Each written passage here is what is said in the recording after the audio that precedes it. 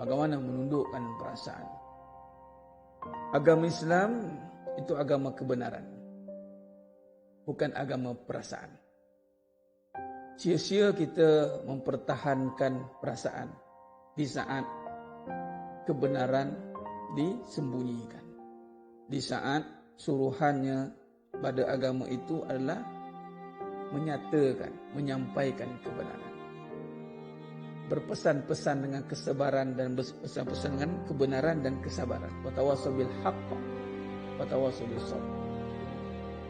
Ada ketika kita hari ini sibuk mempertahankan perasaan sehingga mengorbankan ketaatan.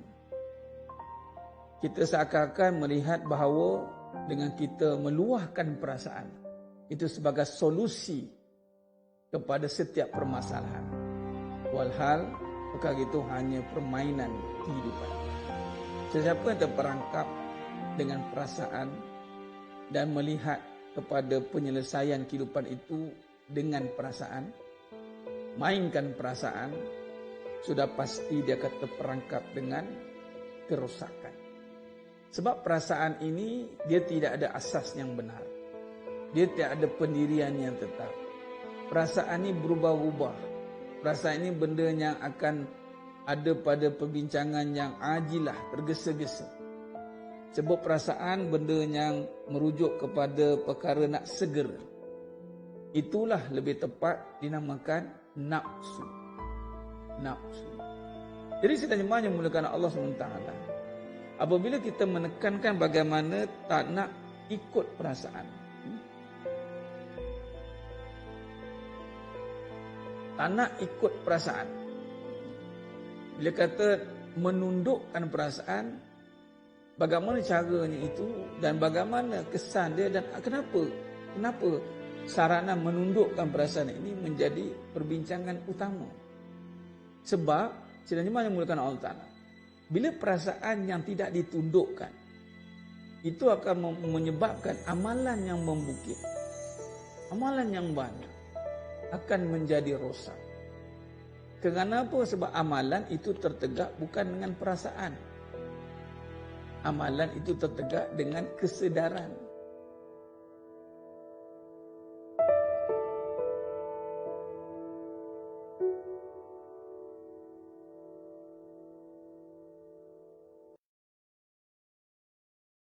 Assalamualaikum warahmatullahi wabarakatuh.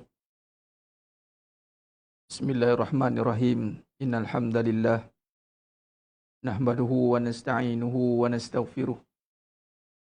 Wa na'udzu billahi min syururi anfusina wa min sayyiati a'malina. May yahdihillahu fala mudhillalah wa may yudlil fala hadiyalah. Asyhadu an la ilaha illallah wahdahu la syarikalah.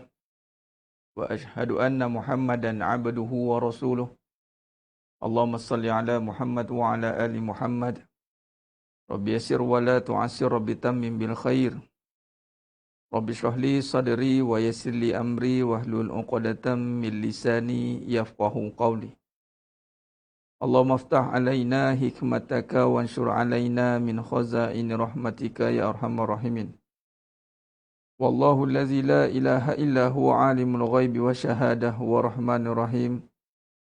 Wallahu allazi la ilaha illa hu al-malikul quddusus salamul mu'minul muhaiminul azizul jabbarul mutakabbir.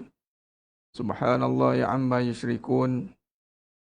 Wallahu al-khaliqul bari'ul musawwiru lahul asma'ul husna. Yusabbihu lahu ma fis samawati wal ardi wa huwal azizul hakim. Wala haula wala quwata illa billahil aliyyil azim. Wala manja minallah illa ilaih amma ba'du. Ayuhal mu'minun ittaqullah usikum wa iyaya bittaqwallah faqad fazal muttaqun. Sidang jemaah yang dimuliakan Allah Subhanahu wa taala. Mudah-mudahan kita semua tergolong dalam golongan hamba-hambanya yang benar-benar bersyukur. Amin ya rabbal alamin. Alhamdulillah, summa alhamdulillah ala kulli hal, ala kulli ni'mah. Tak mula selama-lamanya merafakkan setinggi-tinggi syukur kepada Allah Azza wa Jalla. Allah berikan kita nikmat yang besar, iaitu nikmat iman. amal ketaatan. Adapun nikmat yang membawa kita kepada perkara yang mendekatkan diri kita kepada Allah SWT, membawa kita kepada kesejahteraan akhirat, itu nikmat yang besar. Nikmat yang kecil itu adalah nikmat yang berbentuk dunia. Kurniaan dunia. Kul mata'ud dunya qalil, dan Allah kata dunia itu kecil. Apa saja yang ada di dunia itu semua kecil. Masa di dunia, anak di dunia, isteri di dunia, harta di dunia, apa kata dengan dunia, semuanya kecil. Kecuali illa zikrullah, yang membawa dia ingat kepada Allah. Yang membawa dia ingat kepada nikmat yang utama yang kekal abadan abadah. Walaupun nikmat dunia yang dia hadapi itu ataupun dia miliki itu kecil. Dalam amount pun kecil. Apatah nikmat dunia itu kecil, amount pun kecil. Contoh, duit RM1. Tapi dengan RM1 itu, dia mampu mendekatkan dia pada Allah. Dia ingat bahawa RM1 ini datang daripada Allah. Hazza min fadli Rabbi. Apa yang dia buat? Dia gunakan RM1 ini untuk dia menjadikan dirinya taat kepada Allah. Sedekah, dia infak. Dia gunakan untuk jalan-jalan. Jihad fisabilillah, dia gunakan. Apa saja yang Allah suruh guna untuk duit itulah. Dia nafkah ke, dia beli hal-hal yang baik ke, apa saja. Maka walaupun dia RM1 di sisi manusia, namun di sisi Allah dia berubah menjadi pahala. Dan nilai pahala itu besar ganjarannya. Dan ianya kekal di sisi Allah SWT. Dan pada malam yang penuh barakah ini, insya-Allah kita mula untuk masih membincangkan pada pengajian hikmah dalam kehidupan. Kita akan mendalami tentang kesan dosa dan pahala. Ianya sangat berkait rapat tentang iman. Beriman dengan hari kiamat, dengan hari akhirat. Dia melibatkan dosa dengan pahala. Ini bab iman itu benar-benar kena meyakini akan dosa dan pahala. Baik, dia ada peranan dia ada kesan dia dalam kehidupan. Dan Allah jadikan pahala itu tidak nampak pada zahir mata. Kenalah kita belajar untuk benar dalam melihat agar mampu menyingkapi dalam setiap perkara yang tersirat di sebalik yang tersurat. Mudah-mudahan kita terselamat daripada segala muslihat dan mampulah kita menikmati akan sebenarnya erti nikmat. Jadi benar dalam melihat, walaupun tidak terzahir dalam kacamata kepala kita ini pahala, tetapi tidak bermakna perkara itu tiada. Jadi benar-benar apabila membincangkan hal perihal dosa dan pahala, perbincangan kita bukan lagi perbincangan dunia. Perbincangan kita telah berubah menjadi akhirat. Apabila kita menekankan tentang mengakhiratkan dunia, apabila kita membincangkan tentang masa depan kita di dunia, sebut masa depan saja sebenarnya kita telah cerita tentang akhirat sebenarnya. Dan bila kita melibatkan akhirat dalam perbincangan kita, sudah pasti yang mengambil alih perbahasan itu adalah dosa dan pahala. Bermaksud perbincangan kita ni akhirat semuanya. Walaupun kita berada di dunia yang sementara. Jadi tu ada kaedah, dia kena ada kemahiran bagaimana mengubah perspektif, persepsi, sudut pandang yang sukar untuk kita gunakan. Biasa yang kita gunakan pandangan dunia. Kadang-kadang saja pandangan akhirat, itu pun kalau ingat. Kebanyakan kita akan ingat pandangan dunia. Contoh masa, kita akan nampak untuk dunia. Nak buat apa? Nak dapat duit, nak dapat harta, nak dapat apa? Dunia. Tapi jarang kita nak fikir macam mana nak dapat pahala ya masa ni. Dan kita pula kadang-kadang berkira-kira untuk buat benda yang mendatangkan pahala. Sebagai contoh duduk majlis ilmu. Dia sanggup duduk untuk benda-benda yang mendatangkan harta. Malah tak dimarah pun kadang-kadang tu. Digalakkan lagi lah dia. Isteri bekerja dapat duit, digalakkan oleh suami. Teruskan. Abang support kamu. Teruskan, tak balik pun tak apa. Tak apa. Abang cover semua benda. Sebab apa? Isteri cari duit. Tapi bila isteri cari ilmu yang tak mendatangkan duit, jangan taksub sangatlah. Yang mengaji ni lah malam-malam ni. Cukup tu. Nampak? Sebab tak nampak. Sama juga dengan isteri. Kalau si suami itu sibuk mencari ilmu, abang ni kan asyik ilmu je. Apa dapat? Tak ada apa-apa hasil. Sibuk menuntut ilmu, risau si isteri.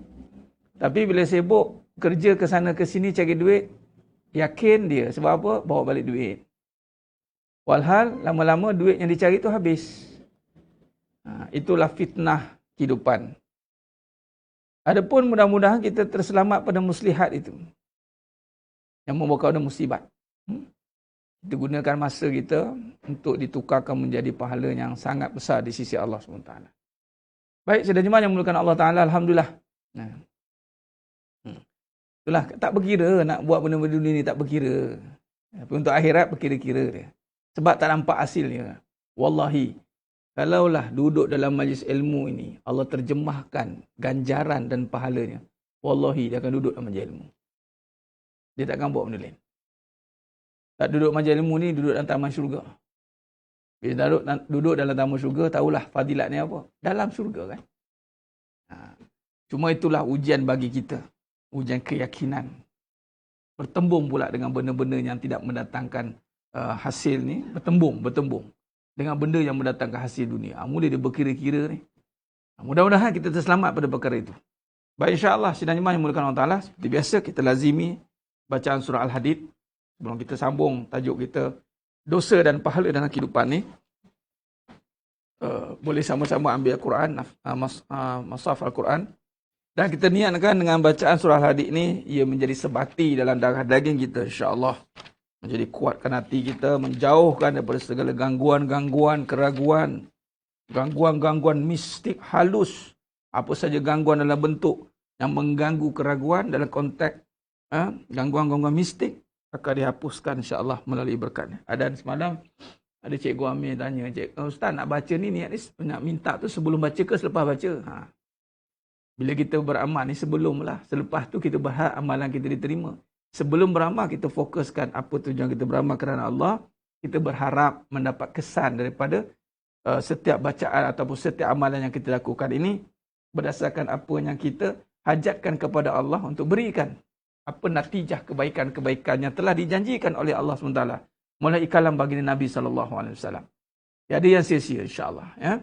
Dan seperti mana saya ulang berkali-kali biar melekat dekat hati. Membaca surah Al-Hadid ini, kelebihannya dalam satu ayat. Di ayat yang ketiga, wal awwal wal akhir itu, Nabi kata apa? Lebih baik daripada 1000 ayat. Fadilat dia, Masya Allah. 1000 ayat. Dan dia sangat berkait rapat dengan pahala, tuan-tuan. Jadi anda baca malam-malam, saja kadang-kadang tu mula ni dah hujung-hujung ni kan, berat ni time-time macam ni. Dia time-time macam ni dah nak nguji. Time-time rehat kita, time-time nak senang-senang kita kan, time siang, time awal tadi dah tahu dah sibuk. Time ini, time nak relax ni. Allah, kena baca pula Quran.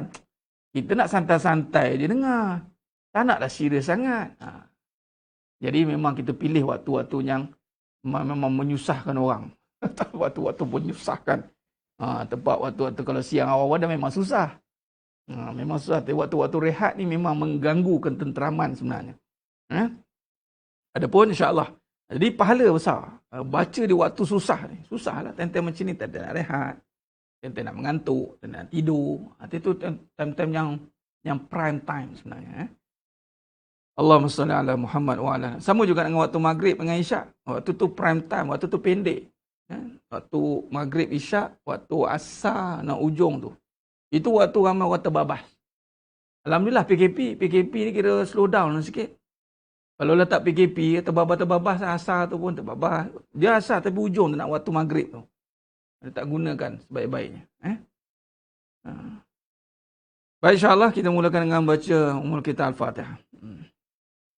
أعوذ بالله من الشيطان الرجيم بسم الله الرحمن الرحيم الحمد لله رب العالمين الرحمن الرحيم مالك يوم الدين إياك نعبد وإياك نستعين اهدنا الصراط المستقيم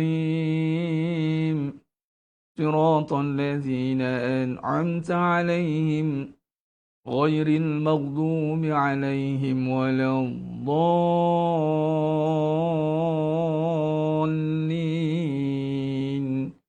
آمين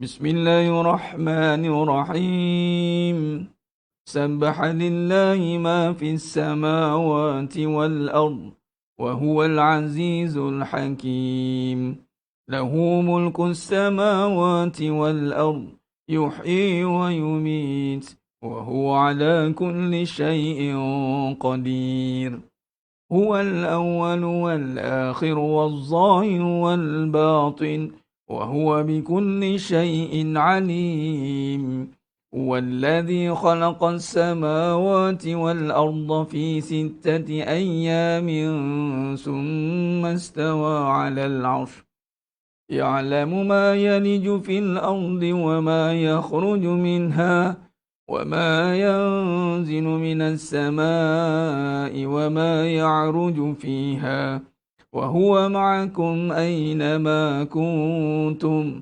والله بما تعملون بصير له ملك السماوات والأرض وإلى الله ترجع الأمور يولج الليل في النهار ويولج النهار في الليل وهو عليم بذات الصدور آمنوا بالله ورسوله وأنفقوا مما جعلكم مستخلفين فيه فالذين آمنوا منكم وأنفقوا لهم أجر كبير وما لكم لا تؤمنون بالله ورسوله يدعوكم لتؤمنوا بربكم وقد أخذ ميثاقكم إن كنتم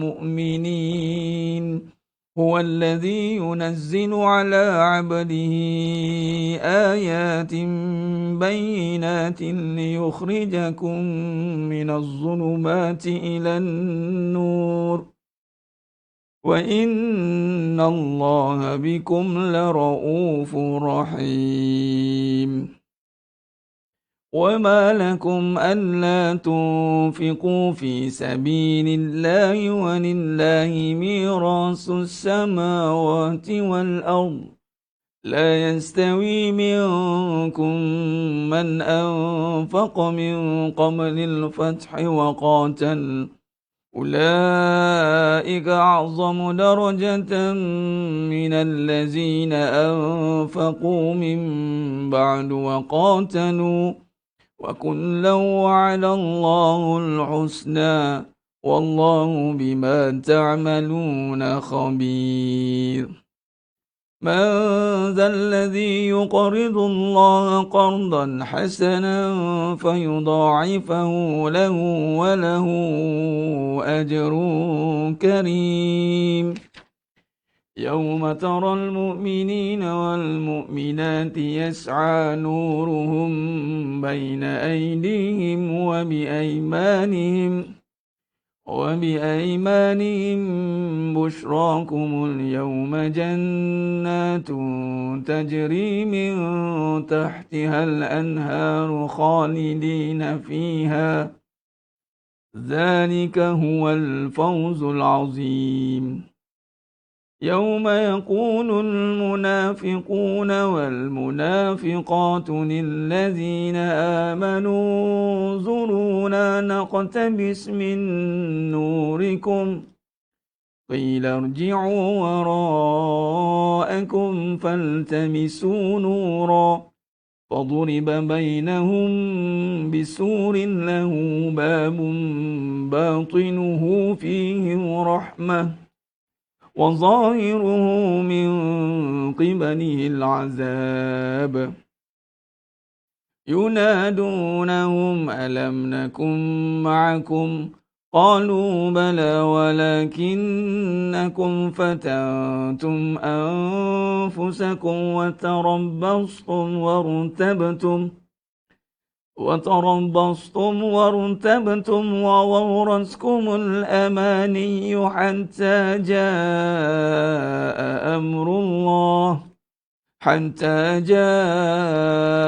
أمر الله وغركم بالله الغرور فاليوم لا يؤخذ منكم فدية ولا من الذين كفروا مأواكم النار هي مولاكم وبئس المصير ألم يأن للذين آمنوا أن تخشع قلوبهم لذكر الله وما نزل من الحق ولا يكونوا كالذين أوتوا الكتاب من قبل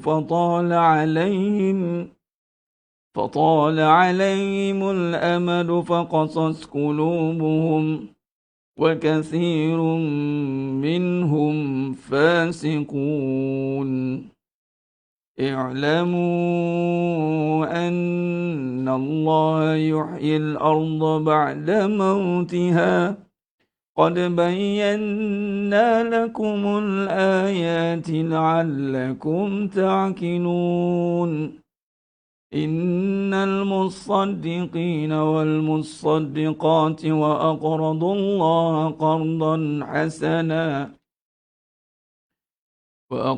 الله قرضا حسنا يضاعف لهم ولهم أجر كريم والذين آمنوا بالله ورسله أولئك هم الصديقون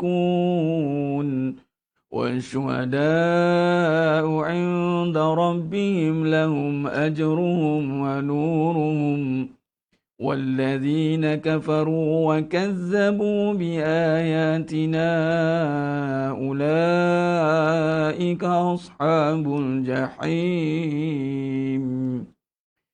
اعلموا أنما الحياة الدنيا لعب ولهو وزينة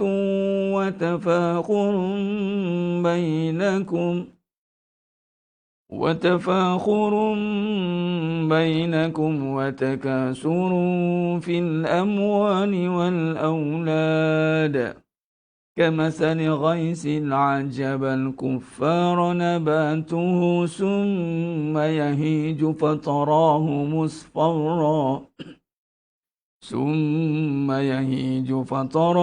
مصفرا ثم يكون حطاما وفي الآخرة عذاب شديد ومغفرة من الله ورضوان وما الحياة الدنيا إلا متاع الغرور سابقوا إلى مغفرة من ربكم وجنة عرضها كعرض السماء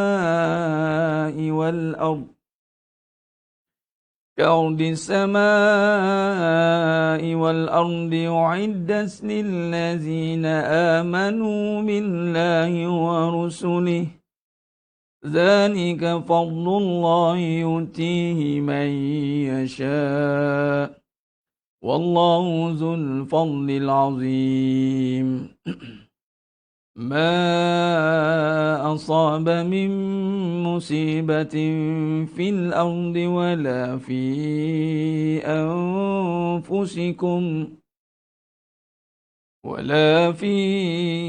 أنفسكم إلا في كتاب من قبل أن نبرأها إن ذلك على الله يسير لكي لا تأسوا على ما فاتكم ولا تفرحوا بما آتاكم والله لا يحب كل مختال فخور الذين يبخلون ويأمرون الناس بالبخل ومن يتول فإن الله هو الغني الحميد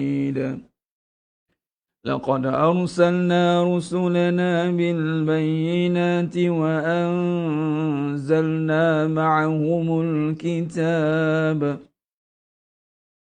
وأنزلنا معهم الكتاب والميزان ليقوم الناس بالقسط وأنزلنا الحديد فيه بأس شديد ومنافع للناس وليعلم الله من ينصره ورسله بالغيب إن الله قوي عزيز ولقد أرسلنا نوحا وإبراهيم وجعلنا في ذريتهما النبوة والكتاب فمنهم مهتد وكثير منهم فاسقون ثم قفينا على آثارهم برسلنا وقفينا بعيسى ابن مريم وآتيناه الإنجيل وجعلنا في قلوب الذين اتبعوه رأفة ورحمة ورهبانية ابتدعوها ما كتبناها عليهم إلا ابتغاء رضوان الله فما رعوها حق رعايتها فآتينا الذين آمنوا منهم أجرهم وكثير منهم فاسقون يا أيها الذين آمنوا اتقوا الله وآمنوا برسوله يؤتكم كفلين من رحمته ويجعل لكم نورا تمشون به ويغفر لكم والله غفور رحيم لئلا يعلم أهل الكتاب ألا يقدرون على شيء من فضل الله وأن الفضل بيد الله يؤتيه من يشاء والله ذو الفضل العظيم صدق الله العظيم. Alhamdulillah, dan jemaah yang dimuliakan Allah Subhanahu wa taala. Saya sudah bacaan surah Al-Hadid sebentar tadi. Mudah-mudahan yang menjadikan kita laziman amalan untuk kita lakukan pada setiap malam insya-Allah. Allahumma salli ala Muhammad wa ala ali Muhammad. Khair. Ini sidang jemaah yang dimuliakan Allah Subhanahu wa taala. Alhamdulillah, kalau kita rujuk sedikit, kalau saya Allahumma salli ala Muhammad. Kalau kita lihat sedikit, kita ambil ibrah daripada bacaan surah Al-Hadid ini. Baik, dalam rujukan saya rujuk pada tafsir Ibn Katsir ni. Baik. Alhamdulillah kepada yang bersama-sama membaca dengan saya ni. Alhamdulillah ada 300 lebih ni. Bayangkan 300 orang ni baca dengan ikhlas, masya-Allah. Dengan mengharapkan kekuatan pada Allah. Kita bergabung tuan-tuan malam ni dengan kekuatan jemaah ni, masing-masing mengamalkan, kita bantu, kita niat supaya Allah berikan kekuatan lebih besar. Dengan jemaah ini kita mudah-mudahan berpaut. Orang ramai lagi yang boleh mendapat manfaat daripada amalan yang kita lakukan ni. Baik. Daripada Imam Ahmad meriwayatkan daripada Ibad bin Sariyah bahawa ia pernah menyampaikan hadis kepada mereka bahawa Rasulullah sallallahu alaihi wasallam pernah membaca Al-Musabbihat sebelum tidur dan beliau bersabda, "Inna fihinna ayatan afdalu min alfi ayah." Inna fihinna ayatan afdalu min alfi ayah. Sesungguhnya di dalamnya terdapat satu ayat yang lebih baik dari 1000 ayat. InsyaAllah. 1000 ayat. Demikianlah hadis yang diriwayatkan oleh Abu Daud, At-Tirmizi, An-Nasa'i melalui jalan Baqiyah. At-Tirmizi mengatakan hadis tersebut hasan gharib. Hasan gharib. Dan ayat yang dimasukkan dalam hadis tersebut, apa ayat itu? Itulah huwal awwal wal akhir wal zahir wal batin wa huwa bikulli syai'in alim. Kalau jadikan dia amalan pun boleh, insya-Allah. Walaupun tak dinyatakan bentuk amalannya, amalan bentuknya apa? Satu kelaziman. Apa-apa niat kita nak kita katalah kita nak meruqyahkan air ke, insya-Allah boleh baca huwal awwal wal akhir wal zahir wal batin wa huwa bikulli syai'in alim. Yuk berair. Jadi keberkatan 1000. Kita niat gitulah. Sebab Nabi kata terdapat lebih baik per 1000 ayat. Sebab dalam Al-Quran ni tuan-tuan, dia setiap huruf di dalam Al-Quran kata Nabi SAW, hadis yang lain, alifun harfun, lamun harfun, mimun harfun, alif, lam, mim. Setiap satu huruf, setiap kebaikan. Sebab setiap Quran ni, setiap huruf tu kebaikan. Pahalanya 10 kali ganda. 10 pahala. Dan 10 ni sehingga 700 kali ganda. Bayangkan. Jadi bayangkan kalau ada 1000 ayat, berapa huruf? Darab lah. Saya pun tak kerti nak kira. Tu kalau matematik kita lah. Matematik kita kan. Kita ni kan masih lagi berada pada fasa berfikir. Bolehlah kita ambil tamsil begitu. Berfikir. Bayangkan setiap malam aku baca 1000 ayat. Memanglah tidak sama seperti kita membaca 1000 ayat itu. Kalau kita betul-betul baca 1000 ayat, lagilah besar pahalanya juga. Tinggal lagi, dalam amalan ni tuan-tuan, Allah ni sifat Rahman Rahim. Katalah, kalau orang tanya, Ustaz, mudahnya Ustaz baca, takkanlah baca huwal awwal wa akhir wa zahir wal batin wa huwa bikulli syai'in alim 1000 pahala.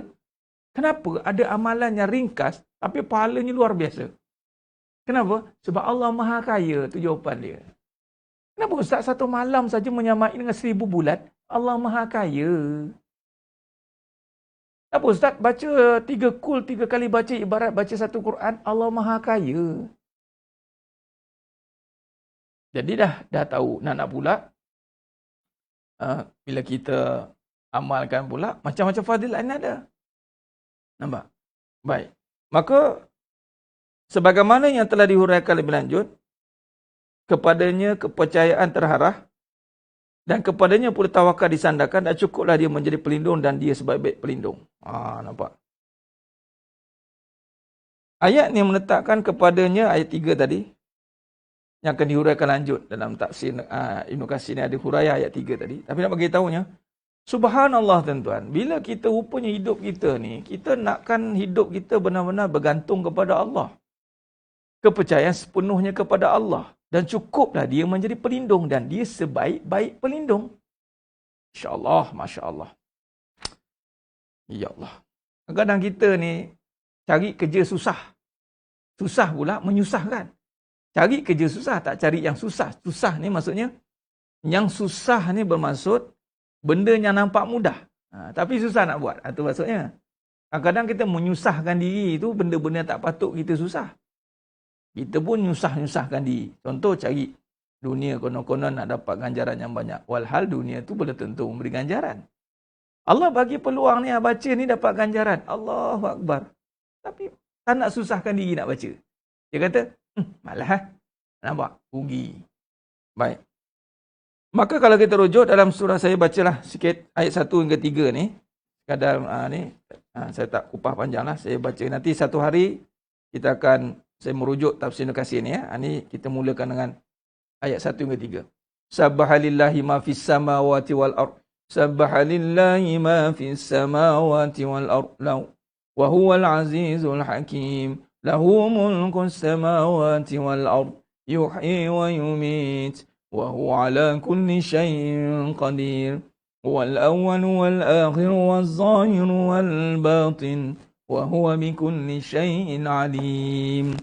Semua yang berada di langit dan berada di bumi bertasbih kepada Allah, menyatakan kebesaran Allah. Dan dialah yang maha perkasa lagi maha bijaksana. Kepunyaannya lah kerajaan langit dan bumi. Dia menghidupkan dan mematikan, dia maha kuasa atas segala sesuatu. Dialah yang awal dan yang akhir, yang zahir yang batin. Dan dia maha mengetahui segala sesuatu. Ayat 1 hingga ayat 3. Entah. Tu ayat 2. Kepunyaannya lah kerajaan langit dan bumi. Saya upload petang tadi. Petang. Satu statement, satu list gaji-gaji menteri. Majlis Wakil Rakyat dan MP, Parlimen. Ada yang nampak, ada yang tak nampak. Saya bukan nak listkan nama berapa dapat. Biasa dah saya tengok carta tu. Tapi tak macam mana tadi baru tergerak. Masya Allah cakap. Baru kerja dengan kerajaan dunia. Jadi orang kuat kerajaan. Duduk dalam pos penting. Dah kita ada peluang tak? Tak ada lah Ustaz. Kita bukan wakil rakyat. Dah tak ada peluang. Dah lah. Oh itu makan gaji ni. Lantaklah dia jawab sehingga Allah. Saya tak mau tahu benda tu. Tapi nak bagi tahunya kedudukan. Duduk berkhidmat dengan kerajaan dunia pun dijaga teliti satu-satu tuan-tuan. Orang penting. Nah kita ni bekerja dengan kerajaan siapa? Kita bekerja dengan kerajaan Allah. Kepunyaannya lah kerajaan langit dan bumi. Kerajaan langit dan bumi. Tiba-tiba kita melarat. Kita jadi sengsara. Kita jadi susah. Kita jadi payah. Dah kita bekerja dengan Allah ke tidak? Itu soalan dia. Itu soalan dia. Bukan kita nak pertikaikan gaji mereka pun. Kita nak bagi tahu anda semua berpeluang dibayar lebih dahsyat pada itu. Dunia dan akhirat. Takkan tak terfikir kerja dengan kerajaan dunia pun. Dia punya insentif. Insentif. Sampai tertukar saya intensif. Insentifnya. Enggak allow ni. Semua. Tuan-tuan, kalau kita letakkan kita bekerja dengan kerajaan yang memiliki langit dan bumi, adakah kita teranaya?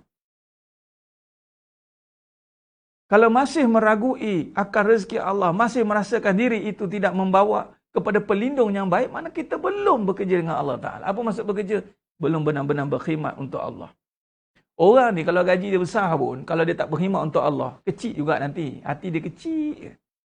Tapi kalau betul kita bekerja dengan lahu mulkus samawati wal ardh. Ini lahu mulkus samawati wal ardh. Kita semua ni tak usah sedih lah tak dapat gaji kerja kat parlimen ke, tak dapat kerja besar ke, tak usah sedih sebab kita pun bekerja dengan kerajaan yang memiliki langit dan bumi. Baru jadi orang kuat kerajaan dah dapat duit banyak. Kita berbulan dibayar dah lebih dahsyat dunia akhirat. Benar tu Ustaz. Itu sebenarnya. Kita semua berpeluang. Kita semua berpeluang. Semua orang boleh jadi orang kuat kerajaan langit dan bumi. Semua kita malam ni. Semua orang boleh jadi orang kuat kerajaan langit dan bumi. Ini kerajaan Allah. Tapi kita tak nak rebut jawatan itu. Allah Subhanahu Wa Taala menawarkan jawatan semua orang boleh dapat. Untuk jadi solehah. Perlu resume tebal-tebal ke? Nak jadi isteri solehah, perlu menjadi orang yang hebat di pentas dunia ke? Tidak, tuan-tuan. Kadang-kadang dia ni nobody. Orang tak kenal pun dia ni siapa. Tapi dia orang kuat Allah. Tuan-tuan, malam ni, mari kita berazam jadi orang kuat Allah. Tapi Ustaz, saya jahat. Dah. Bukan soal jadi nak jadi maksum ni. Nak jadi orang kuat Allah ni. Dia adalah ciri-ciri dia. Antaranya lah yakinlah dengan Allah dulu. Kan? Orang sebelum kita dia dapat kerja kepada jadi orang kuat kepada sesuatu tu, pertama sekali kita mendampingi dia. Bukannya kita layak pun. Tapi dia suka kita. Kau jadi orang kuat aku. Ini orang kuat dia ni. Kita nampak jadi orang kuat orang. Kenapa tak nak jadi orang kuat Allah? Jadilah orang kuat Allah. Tak usah risaulah. Semua Allah bayar setakat. Masya Allah. Masya Allah. Guru saya cakap apa? Farid katanya. Dia panggil kau aku. Kau ingat kerja agama ni free ke? Kau ingat kerja agama ni free katanya. Tak ada free di sisi Allah. Tak ada free. Semua berbayar. Tuan-tuan, apa yang kita buat di dunia ni semua berbayar. Ni, yang kita baca surah Al-Hadid ni. Siapa yang infak. Ni, kuliah ni, infak bagi. Sebab apa? Ni azam diri ni, aku susah pergi infak. Ingat free ke tuan-tuan? Terus saya cakap, saya kerja bukan free. Saya dibayar oleh Allah. Tak di dunia, di akhirat. Tapi biasa dunia pun dapat. Dunia pun dapat tuan-tuan. Jadi kita nak faham ni. Lahu mulkus samawati wal ardh. Yuhyi wa yumiit. Kepunyaannya lah kerajaan langit dan bumi. Dia menghidupkan dan mematikan. Dia maha berkuasa atas segala sesuatu. Ini cerita wa huwa ala kulli syai'in qadir ni.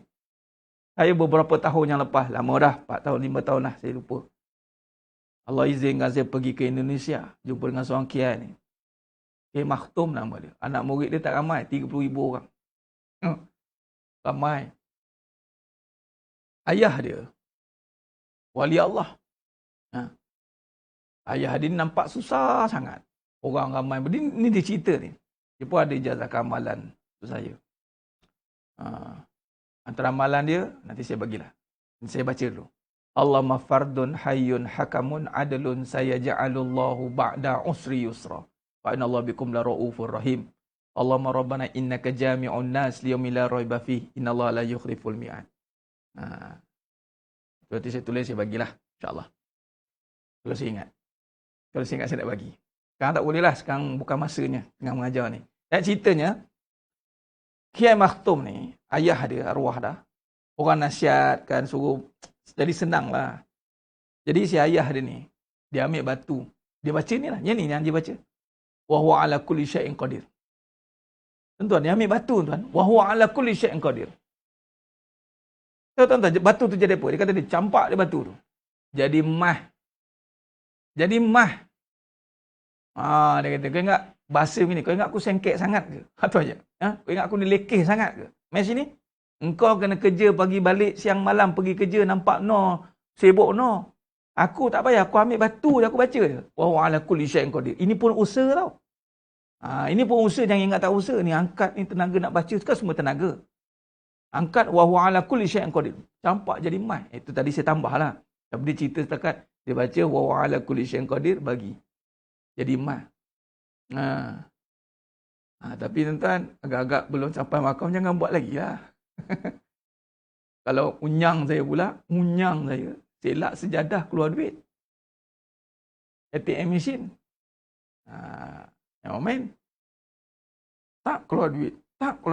Kita habis selak, tak jumpa-jumpa. Sebab apa? Mana nak yakin kerja dengan kerajaan langit? Allahu Akbar. Duk sibuk berpaut dengan orang. Ya. Memanglah kita usahalah apa yang kita nampak pada zahir mata. Tapi jangan lupalah apa yang tersirat di sebaliknya. Banyak lagi benda yang kita tak nampak. Ya benar tu Cikgu Amir. Usaha untuk yakin itulah usaha yang paling besar. Susah-susah untuk yakin. Susah-susah untuk yakin. Orang kadang-kadang dia tafakur bersuluh. Macam dia tak buat kerja kan duduk. Sebenarnya bukan dia tak buat kerja. Sebenarnya dia nak bina yakin. Bina yakin. Itu sebenarnya. Baik. Allah Ta'ala kata Tafsir Ibn Katsir ni, Allah Ta'ala memberitahukan bahawa semua yang ada di langit dan di bumi bertasbih kepadanya, yakni semua haiwan dan tumbuh-tumbuhan. Dan firman-Nya, Huwal Aziz, dan dia maha perkasa, yakni segala sesuatu tunduk kepadanya. Al-Hakim, lagi maha bijaksana. Dalam penciptaan perintah dan syariatnya, lahu mulkus samawati wal ard, yuhyi wa yumiit, kepunyaannya lah kerajaan langit dan bumi. Dia menghidupkan dan mematikan. Maksudnya, dia adalah raja yang mengendalikan makhluknya, menghidupkan, mematikan dan memberi siapa yang dia kehendaki. Wa huwa ala kulli syai'in qadir, dan dia maha kuasa atas segala sesuatu. Artinya, apa yang dia kehendaki pasti akan terjadi, dan apa yang tidak dia kehendaki tidak akan pernah terjadi. Dan firman Allah Subhanahu wa ta'ala, huwal awwal wa akhir wa zahir wal batin. Dialah yang awal dan yang akhir, yang zahir dan yang batin. Ayat inilah yang diisyaratkan oleh hadis Irbad bin Sariyah di atas, iaitu merupakan ayat yang lebih baik dari 1000 ayat. Abu Daud meriwayatkan dengan sanadnya, Abu Zumain memberitahu kami, ia bercerita, aku pernah bertanya kepada Ibnu Abbas radhiyallahu an, lalu ku katakan, ada sesuatu yang aku dapati di dalam dadaku. Ia bertanya, apa itu? Lalu ku katakan, demi Allah, aku tidak akan menceritakannya. Lalu ia bertanya kepadaku, apakah sesuatu itu berupa keraguan? Kemudian ia tertawa seraya berkata, tidak ada seorang pun akan terhindar dari hal itu. Sehinggalah Allah SWT menurunkan firman yang fa'in kunta fi syakkim mimma anzalna ilaika fas'alil lazina yaqra'una alkitab min qabl laqad ja'akal haqqu min rabbik. Maka jika kamu Muhammad berada di dalam keraguan tentang apa yang kami turunkan kepadamu, maka tanyakanlah kepada orang-orang yang membaca kitab sebelummu.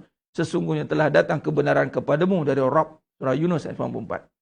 Selanjutnya ia berkata kepadaku, jika engkau mendapati sesuatu dalam dadaku. Selanjutnya ia berkata kepadaku, jika engkau mendapati sesuatu di dalam dirimu, maka bacalah. Wal awwal wal akhir wal zahir wal batin wa huwa bikulli syai'in alim. Dialah yang awal dan yang akhir, yang zahir dan yang batin, dan dia Maha mengetahui segala sesuatu.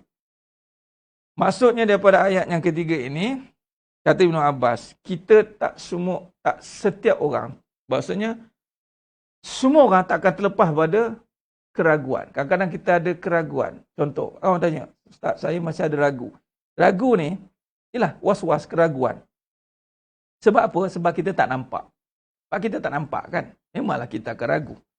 Maka cara nak ubati keraguan itu, kata Ibn Abbas radhiyallahu an, mengatakan bahawa dengan membaca wal awal wal akhir wal zahir wal batin. Macam kita baca satu ayat, satu surah sekali, alhamdulillah. Tapi dengan ayat itu saja, dia akan menghilangkan keraguan. Masya Allah. Tuan-tuan, sebab apa? Yang bermaksud yang awal dan yang akhir, yang zahir dan yang batin, dan dia mengetahui segala sesuatu. Baik.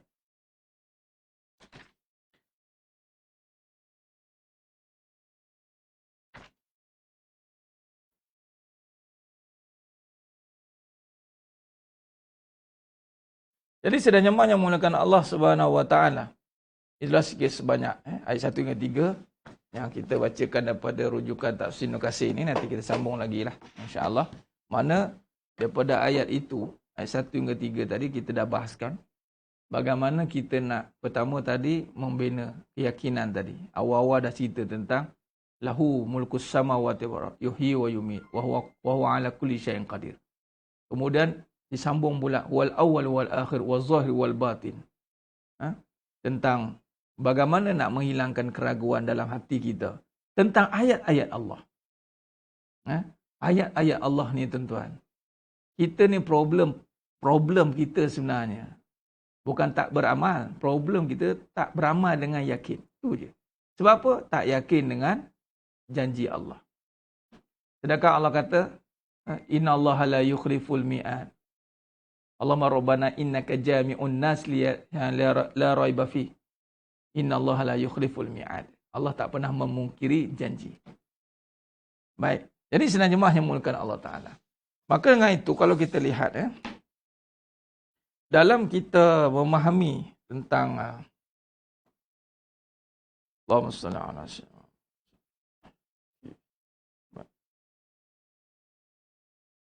tentang kesan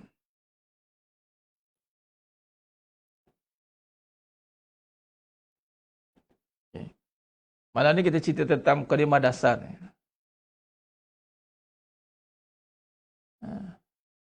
Secara dasarnya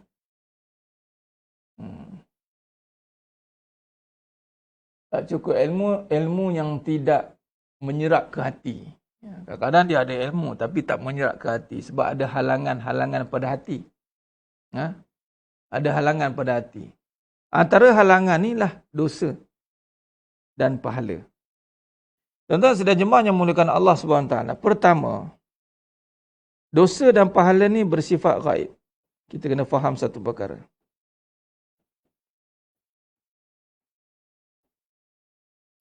Jadi tak nampak oleh mata,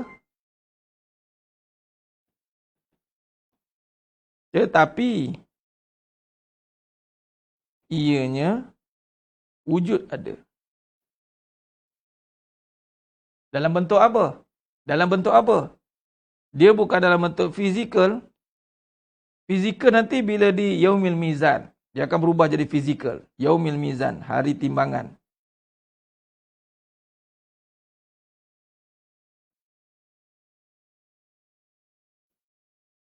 Hari timbangan ni dia akan berubah jadi fizikal. Pahala tu dan dosa itu. Tapi di dunia dia tidak nampak. Tapi tetap wujud ada. Bagaimana keadaan perbincangannya? Dianya dalam konteks rasa. Rasa. Bila sebut tentang rasa, rasa ini berbeza dengan perasa. Berbeza, ya. Maksud apa? Perasa ini perasaan, nafsu. Tapi bila sebut rasa, itu qalbu. Jadi maknanya bab dosa pahala ni antara diria rasa yang digunakan untuk mengesan dosa pahala. Dia boleh dikesan. Itu dengan qalbu. Dia takkan boleh dikesan oleh nafsu. Sebab itu, dosa pahala, nafsu tak boleh detect. Sebab tu kalau dah bernafsu, tak lupa dah dosa pahala. Tengah marah-marah ke, tengah kecewa, tengah resah ke, macam-macam lah.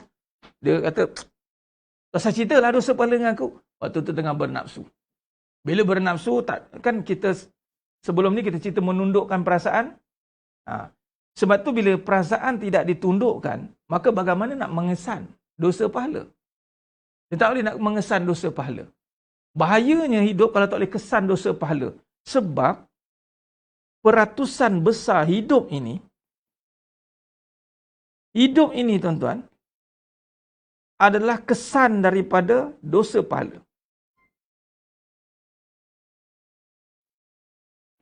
Bagi orang beriman lah. Orang tak beriman tak termasuk dalam perbincangan ni. Dia tak termasuk lah. Asal kita dia orang Islam dan beriman. Anda bila lari daripada perbincangan ini, anda rugi. Sebab hidup ini adalah kesan daripada dosa pahala. Di dunia lagi. Di dunia lagi dah nampak kesan dosa pahala dah.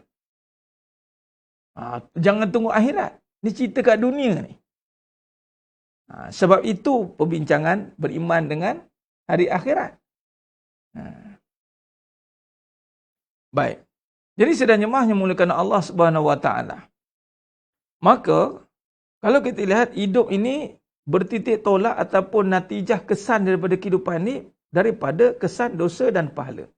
Jadi apabila kita tidak mampu mengesan bagaimana bentuk bagaimana dosa pahala ni, maka kita dalam bahaya. Sebab kita tak boleh kesan. Diri itu tidak wujud.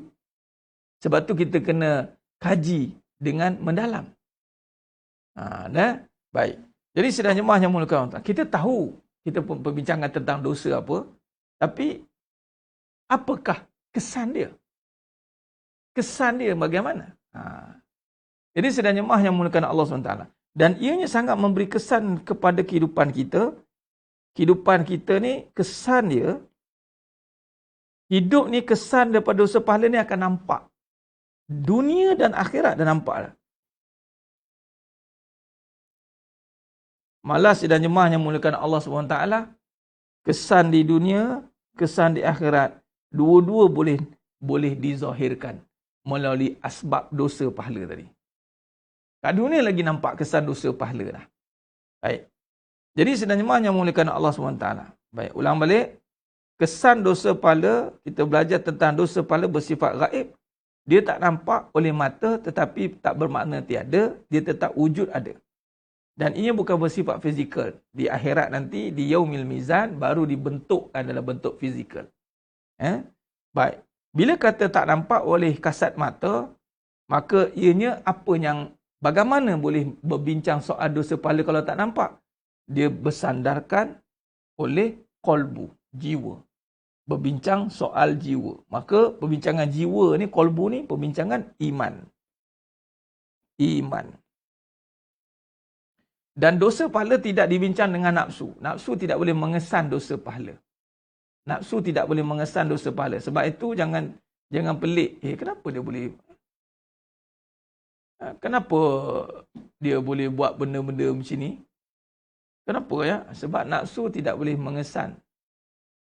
Tu yang kadang-kadang dia jalan, dia buat semua benda-benda yang kadang-kadang kita kata patut dia tak buat ni. Sebab nafsu tak boleh kesan. Yang boleh kesan dosa pahala itu qalbu, bukan nafsu. Maka ketika kita tidak berjaya menundukkan nafsu, bermaksud kolbu kita tertutup. Kolbu kita terhalang. Waktu itu kita tidak menghadap kepada agama, kita menghadap kepada dunia. Bila kita hidup menghadap kepada dunia, kolbu kita tertutup. Bila kolbu kita tertutup, yang membawa kehidupan kita bukan kolbu, tetapi nafsu. Nafsu tak tahu beza dosa pahala. Ni yang bahaya ni. Akal tahu ini dosa pahala, tapi tak boleh rasa. Tu bahaya. Tahu dosa, belajar bab hukum. Aurat tahu, buka aurat dosa.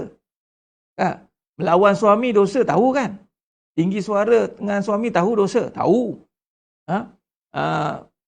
Apa kata, tak berkhidmat dengan mak ayah orang lelaki, dosa, tahu. Lambat solat saja dosa, tahu. Tapi dia tak boleh rasa. Dia tak boleh dapat sensor sebab kolbunya tertutup. Ni yang bahaya ni. Sampai tahap, kalau dibiarkan keadaan itu, tunggu meletup. Itu bahaya. Bila meletup, tuan-tuan, ini antara kesan-kesan lah yang bakal berlaku. Sebab itu, apatah lagi lebih bahaya, dia tak rasa dosa pahala tu, kesan dia tak rasa. Yang dia tumpukan adalah perasaan dia. Apa perasaan? Seronok. Pergi sana, hang out, seronok. Pergi lepak kawan-kawan, seronok. Shopping, seronok. Seronok lah. Dia duk fokus seronok dia. Itu lebih bahaya. Sebab itu, kata Allah SWT dalam surah Al-Hadid, ayat 20. وَمَا الْحَيَاةُ الدُّنْيَا إِلَّا مَتَاعُ الْغُرُورِ. Kesenangan dunia, kehidupan dunia menipu. Sebab menipu ni, contoh ya, bahayanya, dunia senang. Bila senang, nafsu kata seronok. Gembira.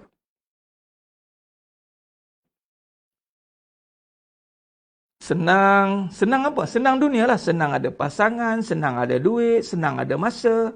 Dia tak fikir dosa pahala ya. Dia tak cerita dosa pahala, dia tahu tapi dia buat tak tahu.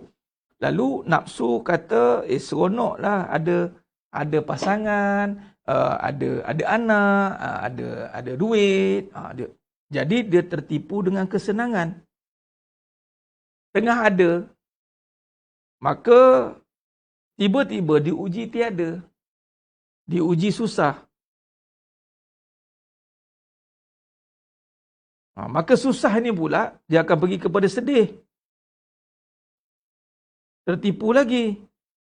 Jadi hidupnya susah senang. Dia lupa ada satu lagi cerita yang lebih besar sedang menanti dia untuk lebih dahsyat. Apa dia? Okey. Ini antara sifat dosa pahala. Ataupun dia panggil sifatlah tepatnya. Iaitu kesan dia, dosa bukan kata sedih, tapi lebih dalam daripada sedih, derita.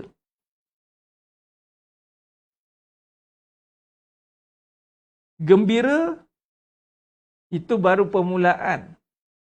Tapi kalau dia hidup mencari gembira semata-mata, dia akan bertemu kesedihan, kesedihan akan bertemu penderitaan.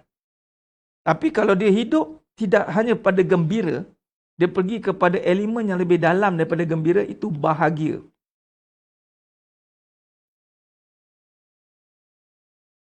Maka orang yang mengejar bahagia, dia akan dapat gembira. Dan dia terselamat dari derita. Malah kesedihan juga. Nampak? Dan bahagia ni perbincangannya adalah pahala. Bahagia perbincangan dia pahala. Tetapi manusia tertipu dengan seronok dunia. Dia buat dosa, tak rasa lagi derita tu. Dia rasa seronok, perasaan seronok. Dia seronok. Buka aurat seronok, lagi ada kawan seronok, lagi follower ramai seronok. Tiba-tiba hilang perkara tadi. Maka datanglah masanya untuk dia derita. Dia sudah jemaah yang memuliakan Allah Ta'ala. Kalau kita lihat kesan ni, orang yang saya cerita dulu kesan dia, kesan kepada konsep kehidupan. Baik, hidup ni berkisar susah senang. Susah dan senang. Okay. Susah senang ini adalah berbicara soal keadaan. Dan ini adalah adat. Ini umum. Kesan ya, okey. Kesan susah senang, okey. Baik. Dosa tak cerita bab susah senang. Sebab tu jangan hukum orang susah. Ni banyak dosa lah ni. Jangan cari pasal. Dia belum lagi cerita bab dosa. Baik, kat mana nak cerita bab dosa? Baik. Ceritanya adalah di saat dia susah, dia terhalang untuk resah.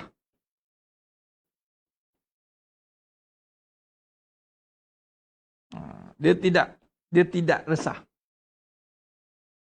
Nampak? Dia susah, dia tidak resah. Dia senang, dia tenang. Ustaz, orang senang memang tenang. Are you sure? Are you sure orang senang tenang? Belum tentu dia tenang dengan kesenangan dia. Saya nak cerita dalam konteks kehidupan yang normal. Tuan-tuan, dulu susah, duduk kat mana? Tak kisahlah duduk kat mana lah. Bila senang, duduk kat mana? Kita kena ada tembok besar Cina lah Ustaz. CCTV, kiri kanan, kena ada. Keluar kena pakai escort. Kena, kita janganlah nanti orang. Patut dah senang, tenanglah. Tak boleh kawan ni, nampak? Belum tentu tenang. Tapi kalau dia senang dan tenang, itu berbicara soal lain.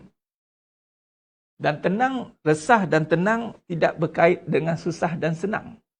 Susah dan senang itu berkait dengan keadaan. Resah dan tenang berkait dengan dosa pahala. Ada beza. Berbeza. Sebab itu nak tahu dia ini time susah, dia ada pahala. Maka susah dia tidak resah dan dia tidak menyusahkan. Dia susah tapi tidak menyusahkan. Sebab apa dia boleh resah, tidak resah, tak resah dan tak menyusahkan? Kerana pahala yang menjamin dia. Itu dia. Baik, ketika dia senang,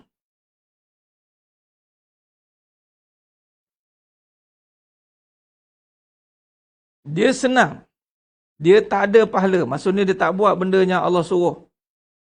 Okey, waktu ini dia tak boleh rasa lagi resah ni. Resah ni dia tak boleh rasa. Resah, apatah lagi menyusahkan memang taklah sebab dia tengah senang. Apa nak cerita di sini? Kesenangan ini ada tempoh dia. Bila kata kesenangan tidak membawa dia kepada tenang,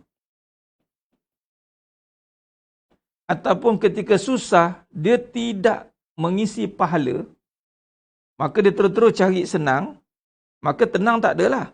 Maka senang ini, ketika berubah jadi susah, di sinilah dia akan mendapat gelisah, resah. Malah ini akan lebih dahsyat cerita dia. Sebab resah, gelisah dia lebih besar. Kalau resah sebab susah, orang anggap biasa. Tapi bila dah senang, kemudian dia susah, dia gelisah, dia resah, dia tak boleh terima kenyataan. Ini yang bahaya. Baik, maksudnya apa? Maksudnya tadi, Kalau dunia ini, wamal hayatud dunya illa mata'ul ghurur. Dia senang, dia seronok, dia lupa nak cerita bab pahala, dan ketika senang, hilang, maka derita datang. Tapi ketika dia senang dan dia tenang, dan sebenarnya senang dia itu bermula dari susah yang tidak meresahkan. Kemudian dia senang. Ada fasa orang yang dia susah dan tidak dia susah. Kemudian dia tak resah. Kemudian dia jadi senang. Bila dia susah tak resah, bermaksud dia tenanglah.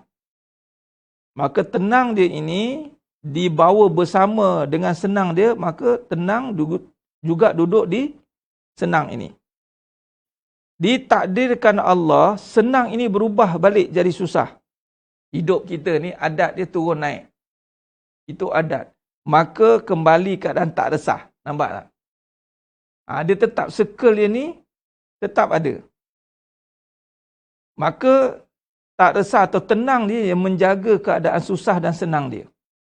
Itulah pahala. Itulah pahala. Okey. Kat mana ni? Itulah tadi kat jiwa. Bila dia susah tak resah, kemudian dia terima kesusahan dia, maka dia senang. Senang dia tenang. Bila senang dia, Allah uji susah balik, yalah, turun naik kehidupan, adat, maka masih tak resah. Maka itulah dia peranan pahala. Ada orang, dia susah, kemudian dia resah. Jadi resah dia tu, dia tak kisah. Dia tak kisahlah resah-resah ni. Jadi resah dia tutup dengan senang. Dia tutup dengan senang. Dengan apa? Dengan dunia dia lah. Susah, resah, tak kisah. Jadi dia cari dunia supaya dia nak tutup resah ni. Dia ingat, mungkin sebab resah dia tu sebab susah. Jadi dia pun bekerja, cari duit, apa semualah. Kemudian dapat dunia. Jadi resah dia tutup dengan seronok. Dia tutup dengan gembira. I tak kisah sebab I dah ada dunia yang senang. Dia tutup. Ini yang bahaya ni. Ingat, bila susah, resah dan terus pergi ke senang, tutup dengan seronok dunia ini, maka ketika dia rotate kat sini balik, maka di sini dia akan datang derita. Bukan kata resah saja, derita lah. Menderita. Nah, maka di sini disebabkan apa tadi? Sebab ketika susah, dia tak hilangkan susah, apatah lagi resah, dia buat tak kisah, dia tak cari lagi pahala, dia biarkan saja. Maka ditutup pula dengan dunia, menjadi pula tu, maka dia senang. Tapi masih resah. Tutup dengan dunia. Seronok gembira dia. Tutup lagi dengan dunia. Seronok gembira dia. Sampai satu tahap kesenangan dunia tidak akan mampu menutup keresahan dia.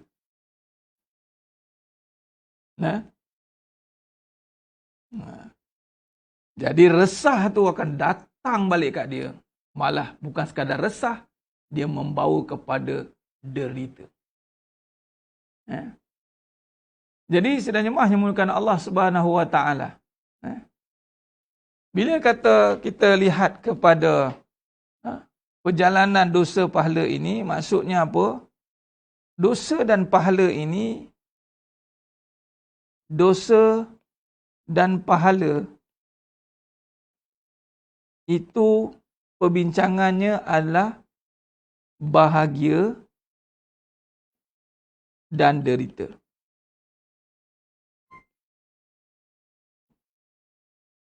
Itu dia.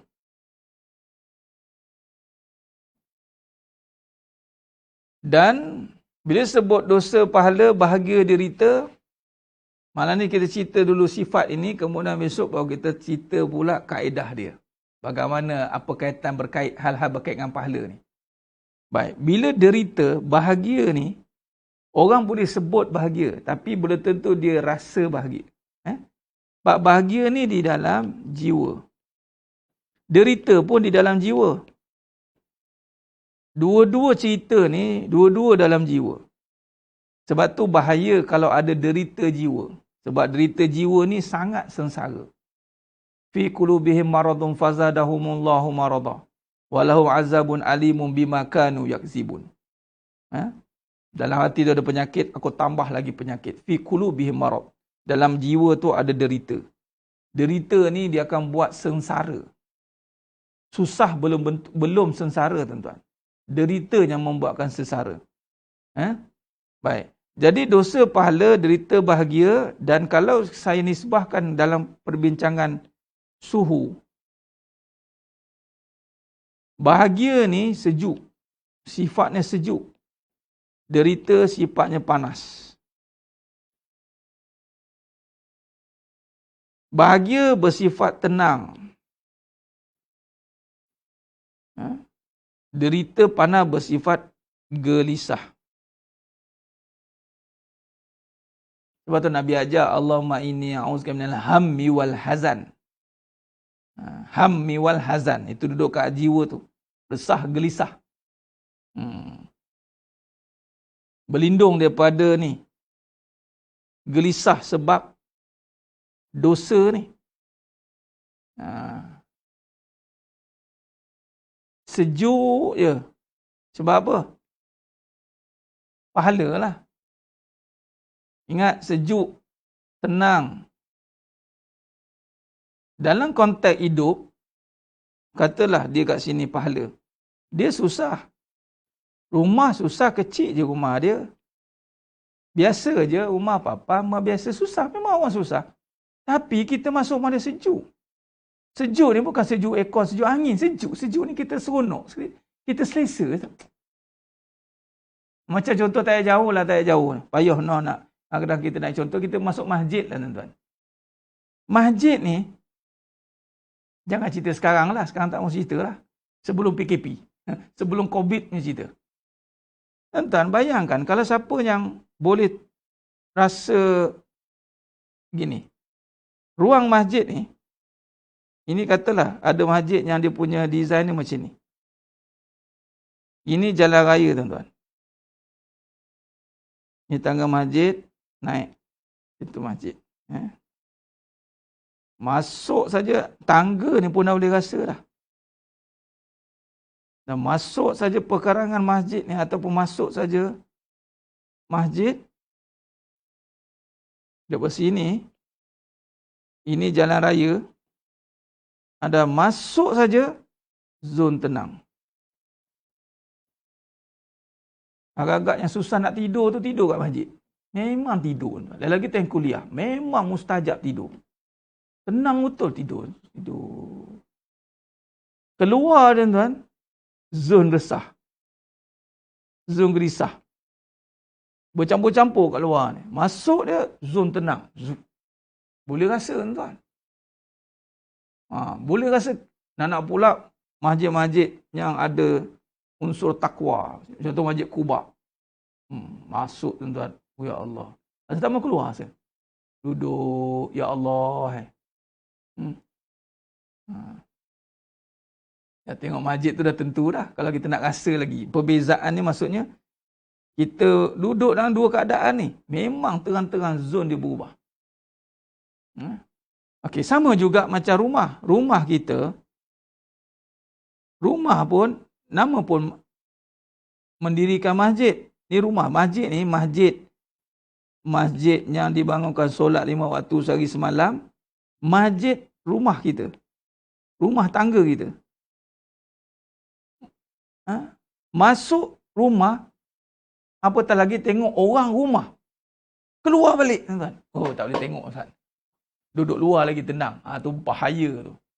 Sebab tu masuk rumah, tengok rumah, ya Allah lega. Itulah sifat Sayyidatina Khadijah radhiyallahu al-Kubra. Nabi SAW tengok Sayyidatina Khadijah al-Kubra. Hilang masalah Nabi. Bayangkan. Rumah ni, sebab tu sekarang ni COVID tutup, tak apalah. Kita imarahkan rumah kita ni. Rumah tangga kita ni namakan bina masjid ni. Balik rumah tenang. Orang rumah, kita nak mau orang rumah. Bukan suka duduk di luar rumah, duduk di dalam rumah. Tapi orang rumah tapi tak duduk kat rumah, jadi orang luar lah. Orang luar. Atau banyak duduk kat luar daripada duduk kat rumah. Kita panggil lah orang luar. Jadi sama juga baiti jannati. Pahala ni sebab apa sejuk? Pahala. Sebab apa masjid sejuk? Pahala. Tempat diturunkan. Sini tempat turunnya barakah ni. Masjid tempat turun barakah, tuan. Tengoklah surah Al-Isra' tu. Yang mana Allah berkati diturunkan Nabi SAW. Isra' Mi'raj diturunkan di masjid. Punca rezeki semua kat masjid. Sekarang ni masjid kita ada halangan, di rumah lah. Gantilah. Jadi rumah tu pahala. Jadi kalau duduk gelisah, tengok awak, tengok geram ni, malangnya tak ada pahala tu, balanya banyak tu. Hati-hati.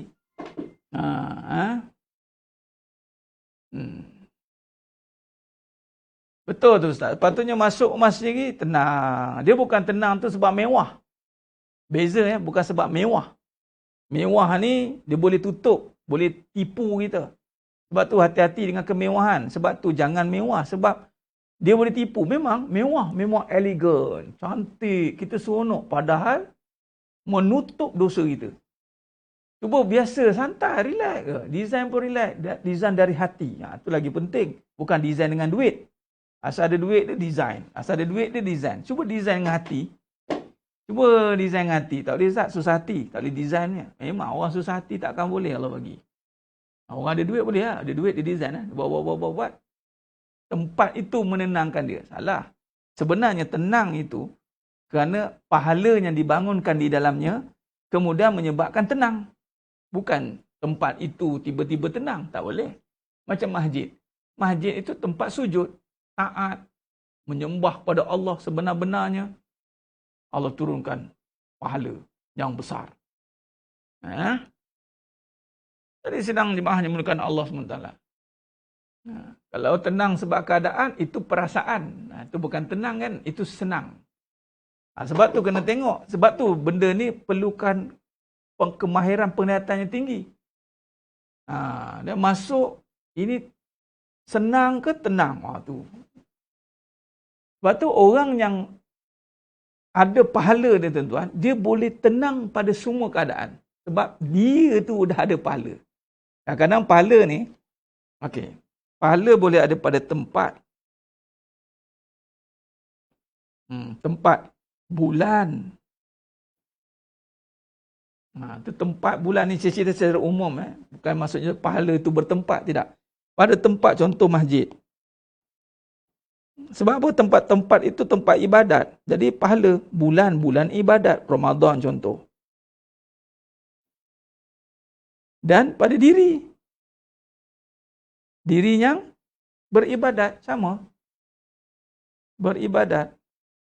Jadikan diri itu beribadat. Bila kata beribadat, maka tenang. Bulan yang tenang, Ramadan, tempat yang tenang, diri yang tenang, itu semua nisbahnya satu, pahala.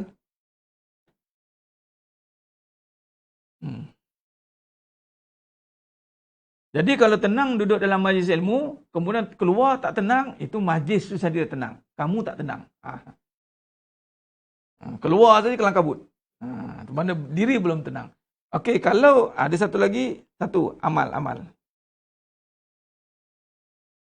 Amalan tu memang berpahala. Bila beramal, dia tenang. Sebab amal tu memang ada pahala. Tapi dirinya belum menyerap lagi. Tidak sebati. Sebab tu ada amalan yang lazim, amalan yang berterusan. Amalan yang berterusan menjadi wirid. Ini kena faham juga ni. Baca Quran, belajar tafsir, baca tadabbur. Keluar list semua. Quran, ayat ni. Tanya balik lupa. Ayat mana? Lupa. Habis tu penuh dekat awal nampak. Copy paste Ustaz. Tengah baca seronok lah. Amal tu pahala. Sebab tu tak cukup sekali. Berkali-kali silap bulan pula. Amalan tu memang bagus dah. Kita pula tak bagus. Buat tak betul. Buat niat tak betul. Dah hilang pahala. Jadi amalan tu memang berpahala. Kita ni pula. Tempat tenang. Masuk majlis ilmu. Masya Allah. Mubarakah. Tabarak. Masya Allah. Keluar majlis ilmu. Innalillah. Bulan Ramadan al-Mubarak. Ya Allah, tenang. Habis Ramadan, habis. Tunggang langgang balik. Nah, maksud dirinya belum menjiwai. Dia pahala boleh pada tempat, pada bulan, pada diri, pada amal. Tapi yang sebaiknya itu pada diri dia. Yang kita nak tumpukan itu adalah menyerap dia pada amalan pada diri dia. Sebab tu amalan tu berkali-kali tu supaya menyerap pada diri dia.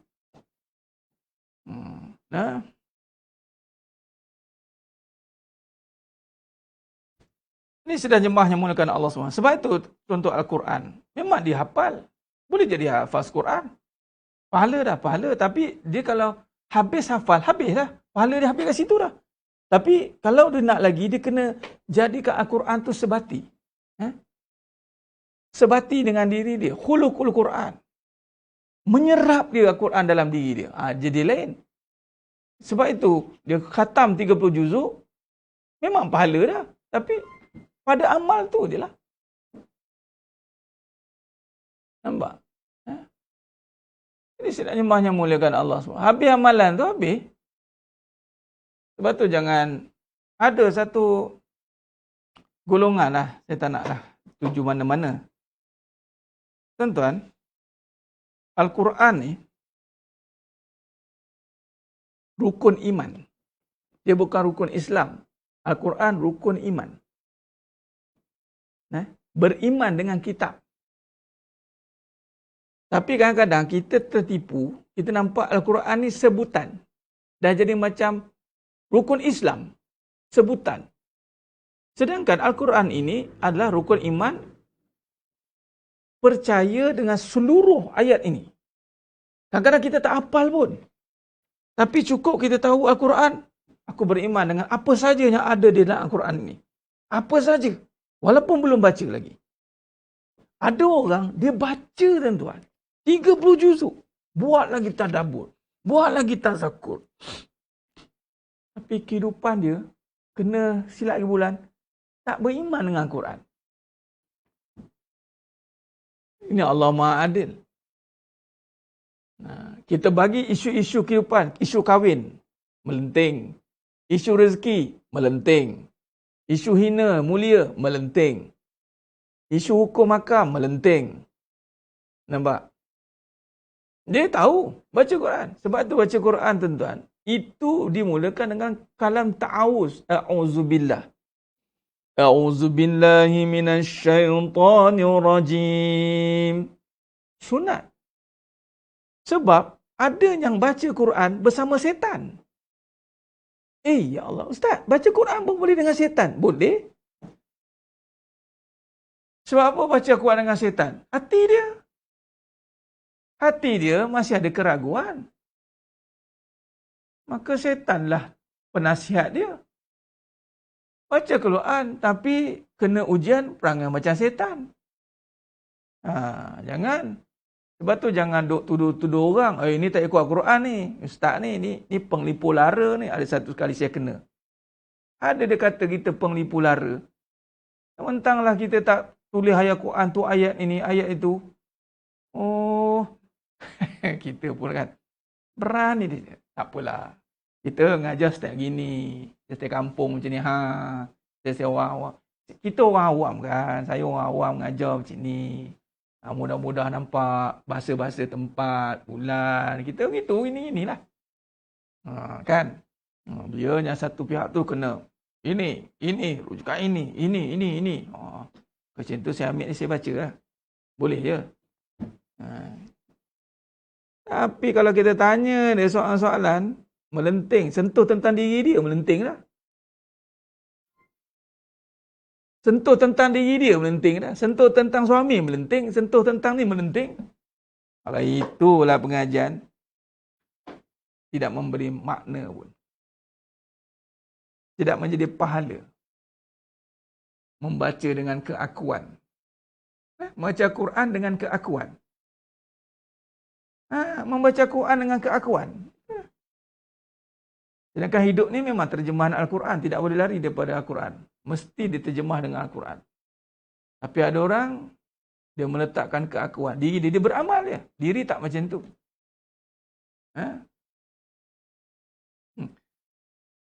Allahumma salli ala Muhammad wa ala Muhammad. Betul lah Cik Nah. Itulah yang Allah uji. Kan? Baca Quran hari-hari, tafsir hari-hari, tadabbur hari-hari. Bukan kata tak betul. Tapi itu saya nak cerita apa dia. Ada amalan, dia duduk pada amalan. Pahala dia memanglah dapat pahala. Kita cerita bab pahala kan, kat mana boleh adanya pahala tu bersifat tadi tenang. Baca Quran, amalan tenang. Memanglah dia memberi kesan kan. Tapi adakah pahala itu benar-benar meresap pada diri dia? Belum tentu. Belum tentu. Yang kita tumbuhkan itu, pahala itu meresap pada dirinya. Sehingga kan kesusahan tidak meresahkan. Ini kita nak. Bulan tenang. Habis bulan tetap tenang. Tempat itu tenang. Keluar daripada tempat itu tetap tenang. Ini kita nak. Kita nak macam tu. Kemana-mana pun kita pergi. Maka di situlah pahala ada. Itu yang kita nak. Jadi sedang jemaah yang mulakan Allah SWT, saya kira cukup setakat tu dulu pada malam yang penuh barakah ni. Kita dah faham tentang sikit sebanyak tentang sudut pandang pahala itu. Kesan dia antaranya memang memberi kesan kepada susah senang kita sebagai pelindung daripada kita susah jadi resah. Maka pahalalah yang menjadi penghalang kita resah sebenarnya. Adapun ada orang dia resah, dia tutup resah dengan dunia dengan seronok. Boleh. Tapi tak lama lah. Tak lama. Sebab dia hanya tertipu dengan dunia yang menutup resah dia. Walhal hakikatnya dia sedang resah. Dia sedang resah. Dia sedang gelisah. Tetapi kerana dia mencari dunia dan dapat pula tu, seronok dia dapat, dia menutup resah dia. Namun tidak menyelesaikan. Sehinggalah satu tahap kesusahan datang kembali.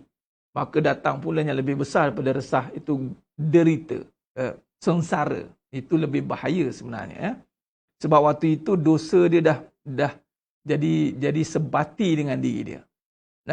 Baik, jadi sidang jemaah yang mulakan Allah Ta'ala, khair, mudah-mudahan nanti kita bincang lagi tentang dosa pahala ni, mudah-mudahan Allah bantu kita untuk faham ya. Terima kasih banyak kepada semua yang terus istiqamah mengikuti pengajian ini. Alhamdulillah, moga-moga Allah berikan banyak kelebihan daripada istiqamah dan semua susah-susah untuk mengaji ni insya-Allah. Baik, untuk besok insya-Allah kita ada kuliah bersama dengan Sekolah Asyakirin. Dengan Allah jangan mengalah. Jemput adik semua pada pukul 9 suku macam itulah insya-Allah di page Asyakirin ya. Baik, terima kasih banyak lagi sekali. Mohon ampun maaf di atas segala kekurangan. Kata-kata kurang bicara, hanya Allah Ta'ala sajalah yang mampu menyempurnakan perbahasan kita pada malam yang penuh barakah ni. Khair, aqulu qouli hadza wa astaghfirullahalazim li wa lakum.